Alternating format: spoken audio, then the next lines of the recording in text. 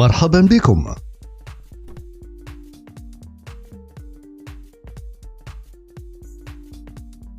القطط من الحيوانات التي تحتل مكانة كبيرة عند الناس، وتعد من أكثر الحيوانات التي ما زال البشر يربيها في البيوت، وهناك العديد من الجمعيات المختصة بشؤون الحيوان. فالقطط تحتاج إلى الطعام والماء من أجل البقاء على قيد الحياة، وأي نقص في الطعام يؤدي لحدوث مشاكل صحية كبيرة وبالتالي الموت.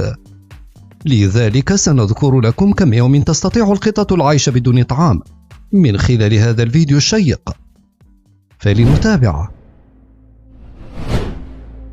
سلام من الله عليكم متابعي قناة أنماط.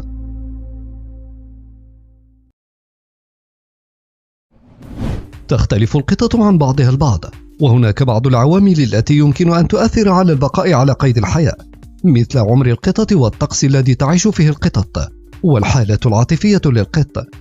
وفي الغالب لا تستطيع القطط الآلفة العيش بدون طعام لمدة أسبوع بشرط توافر الماء، وفي الحالة الطبيعية لا يمكنها الاستمرار بدون طعام أكثر من 5 أيام مع وجود المياه أيضا.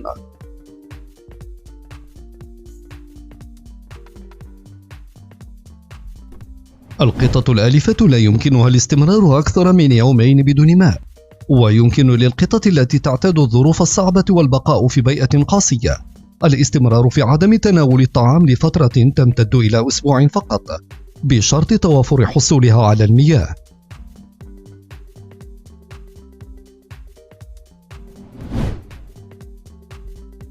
نعم، تموت القطة إذا توقفت عن تناول الطعام لأكثر من أسبوع مع عدم توفر المياه اللازمة للاستمرار وعمل الجسم، فإنها لا تتمكن من الصمود والبقاء على قيد الحياة لأكثر من ذلك، خاصة السلالة الصغيرة في السن والضعيفة.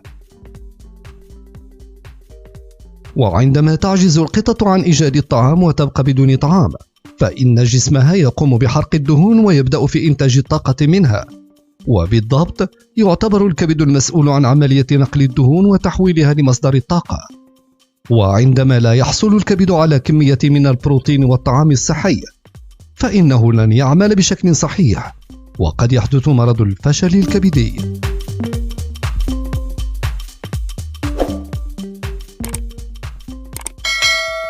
إذا أعجبك الفيديو اضغط على زر الإعجاب والاشتراك بالقناة ليصلك كل جديد وحصري.